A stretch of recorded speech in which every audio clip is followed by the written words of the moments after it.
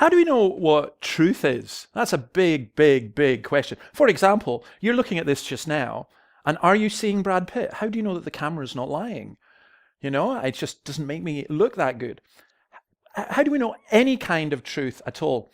How do we know when something's delusional? A number of years ago, 5 years ago, in fact, to this day, I was in hospital, and at some point I was so delusional because of the drugs they were giving me that I thought I was the king of Norway, that I thought Gaddafi was chasing me to kill me, and I even wrote at one point, I'd like to see Justin Bieber. You could see that there's an evidence there of being somewhat delusional, out of connection with reality. But how do we know what reality is? Well, apparently we now live in a post-truth environment.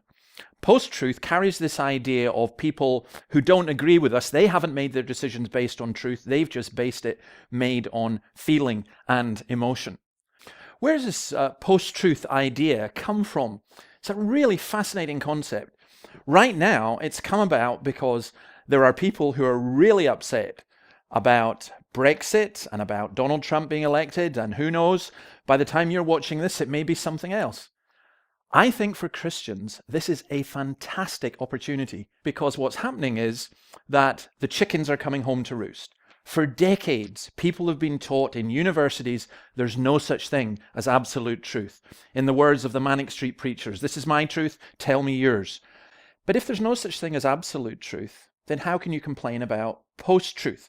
If I want to believe that Donald Trump was born in Pakistan, that Obama is really a Russian spy, I've seen it on the internet, why not believe it? So how do we know what the truth is? If you're going to have an absolute truth, it must come from an absolute. And that absolute is God. And that God has revealed himself in Jesus Christ. And here's the key thing for any of you who are Christians and for any of you who are not Christians. Truth is found in a person. We've always said there is such a thing as truth. We haven't said it's our truth. We haven't said we alone have the truth. We haven't accused others of being too emotional. What we've said is this, is that the truth is found in Jesus Christ. And from him come the words of truth. So my barometer, if you like, my straight line by which I measure truth is Christ and his word. I see so much confusion and darkness in the world, but I see the light and the truth of Jesus Christ shining through, and I suggest you take a look.